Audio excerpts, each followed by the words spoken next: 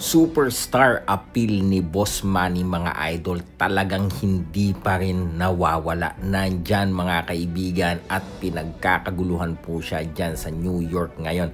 Ito nga po si Shawn Porter Shawn Porter, dati pong sparring partner ni Boss Manny at isa din pong boxing star mga kaibigan, ay tumutulong na po dito sa mga boxing fan upang isa-isahin sila at pirmahan ang kanilang kung ano mga produkto ang kanilang daladala para lamang po mapirmahan ng autograph ni Senator Manny. Napakabait po ni Shawn Porter, no? At inaasistihan pa yung mga fans para lahat po sila ay magkaroon ng pagkakataon na makadaupang palad si Senator Manny mga kaibigan. Bait na itong si Shawn Porter mga kaibigan.